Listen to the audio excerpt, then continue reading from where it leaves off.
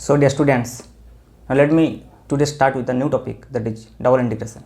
Okay, we are in a lecture series for IIT JAM Mathematical Physics, and in the last class I have discussed about Jacobian, but now I will move to double and triple integration. So first let me discuss about double integration. Okay, so before that I like to remind you about the single integration. What was the single integration actually, and in single integration what we wanted to do actually. Okay, so let me see basically the geometrical significance, the graphically what single integration actually mean, and then we will move double integration by comparing from single integration to double integration. So just variable is increased but the concept is same, you can understand easily. Okay, so let me see what is the double integration, sir. And the most simplest notation of double integration, let me suppose that a function y is equal to f of x, y is equal to f of x. Now if we have to integrate this function f of x within the limit a to b, so we have the single integration a to b f of x dx. Okay, so this is the single integration, sometimes denoted as I. And what this actually mean? This actually mean if we draw the curve y is equal to f of x, suppose this is our coordinate axis, this is y axis and this is x axis, and let me draw a function, any function f of x, general function f of x. So suppose this is y is equal to f of x, suppose this is y is equal to f of x, and what we are going to do here, we are going to take the integration from a to b. So let me take this point as x is equal to a and this point as x is equal to b. Okay, and we are interested to know actually the area under this curve. So this is the curve f of x and we are interested about the area under this curve, that means this area. So how you can evaluate this area? So as this is not a straight line, so we cannot directly solve this problem, we cannot directly evaluate this area. If this is straight line, then it will be just a rectangle, and you know the formula how to derive the area of, how to evaluate the area of a rectangle. But here instead of rectangle, instead of straight line, we have a curved line, general line y is equal to f of x. So in that case what we have to do, we have to take a single strip, very small strip like this, which has width dx. Okay, so this is a single strip of width dx and its height is at this point f of x. So this is f of x, at this point this is f of x. So f of x is general value, so at this point we have a different f of x, at this point we have a different f of x. But let me assume this f of x general value, we can take it, you can use it at any point. So what is the f of x into dx? This f of x into dx is nothing but the area of this small strip of width dx and height f of x. So this f of x dx is the area of this small element. Now if we choose all such elements from a to b, okay, if we increase along this side of this strip or along this side, so we can cover the whole area by adding these kinds of strips repeatedly, and that is actually what we will take this integration a to b. So instead of adding, this is a limit of sum, you know from your definite integration, that if you take now the integration from a to b for all this strip, you can get the total area under the curve. So you will get by using this integration, you will actually get the total area under the curve. Now in two variable case, what we will have, we have a function f of xy. Now instead of f of x, we have now f of xy, and sometimes this is denoted by z. So z is equal to f of xy now. So this is a surface. Okay, so now let me take this thing. Okay, what is actually the physical meaning of this? We will do the same thing that I have written over here, but instead of area we are going to find here volume.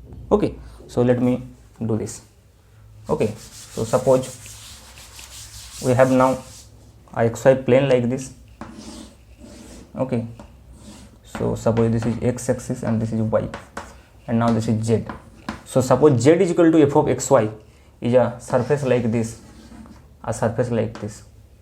Now we are interested to find out the volume under this surface. Okay, volume under this surface. So this kinds of cylinder is there, but not a regular cylinder. Okay, if there is a regular cylinder, then we can easily find out the volume by using our general formula. But here this kinds of situation is there. So what we have to do, we have to find the volume of this, and this is nothing but the z is equal to f of xy, f of xy. Similar to the case for single variable, what I have drawn earlier, that it is y, it is x, and this is the curve, and we are interested about the area under this curve, and now we are interested about the volume under this surface. So in that case, what we have to do, we have to take again a strip, but it is now a box. Okay, a box of some volume. Here what we have taken here a small strip of some area. So here also we will take, or you can take like this, a box like this.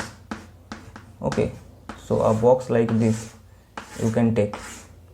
Okay, you can take a box like this. So this is the area, and this area we can write it as now dx dy. Okay, and this is z. So this is at this point, this is z. So here is z and here is dx dy. So what will be the small volume? This small volume dv, this small volume dv is now integration actually z into dx dy.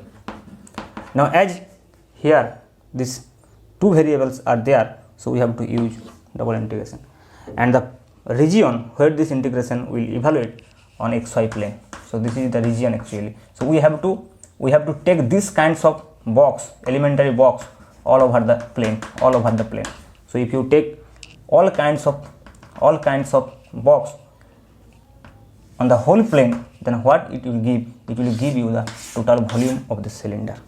Okay, and we have to do the integration on this plane. So this is the region of the integration r, sometimes take it as r. Okay, so this is the single integration which is along a line, you can say, and along a line this y is equal to f of x, along this limit is along from a to b, that is along x axis, but here this is on the region on the xy plane. That's why sometimes it is taken as like r, that is xy. So what is the double integration? Small volume is dv, so total volume you can say this is double integration dv. So it will be just v, you can say, and that is, so you can write it like this. So let me rub this thing. So you will get now v is equal to just, or you can say it now as integration, so you can put it in different signs. So I1, that is the double integration obviously, is on the region, and this z is nothing but fxy into dx dy, So this is now the double integration. Okay, this is the double integration, and if you take the limit of this, then what you have to do? So what are the limit from x on xy plane? So the limit will be something like this. Suppose this x1 to x2 and y1 to y2, fxy and dx dy. This kinds of situation will arise. Okay, so now we have to see how to evaluate this integration. So this is the definition of double integration, and what is actually meaning of this double integration? This is this, and this is the analogy. This is for single variable case, we are interested about this area, and this is double variable case, we are interested about this volume. Okay, so now in the next class I will try to find out the process. I will give you the process of evaluation of this integration. How you can evaluate, how you can, if you have a function f of xy, then how you can evaluate this integration. Okay, so I will discuss it in the next class.